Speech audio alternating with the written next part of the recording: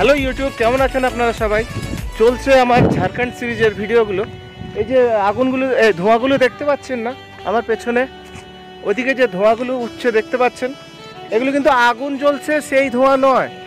আমি এখন আছি রাজকলিয়ারিতে, ঝরিয়া, ধানবাদ, ঝাড়খণ্ড স্টেটে। তো এই যে ধোঁয়াগুলো বেরোচ্ছে, এগুলো কয়লার মাইনের উপরে আমি দাঁড়িয়ে আছি।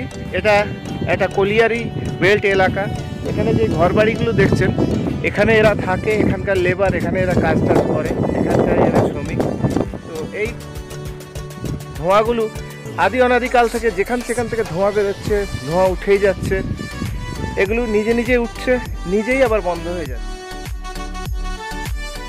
দেখতে পাচ্ছেন আমার পেছনে সুদূর বিস্তৃত। ক্যামেরায় এটা এতটা বড় যে আমি ক্যামেরাকে ফুল কভার করে আনতে পারবো না।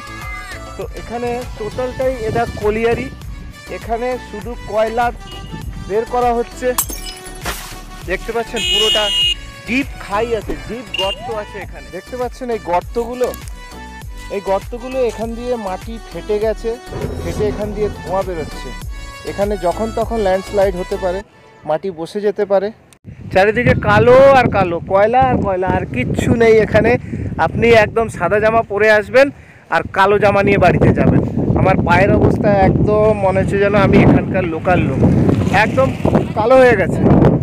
তো ভিডিওটা কেমন লাগলো বন্ধুরা? কলিয়ারি দেখালাম আপনাদেরকে। যদি ভিডিওটা ভালো লেগে থাকে তাহলে অবশ্যই সাবস্ক্রাইব করে নেবেন। দেখা হচ্ছে নতুন ভিডিওতে। ততক্ষণের জন্য টাটা, বাই বাই, টেক কেয়ার।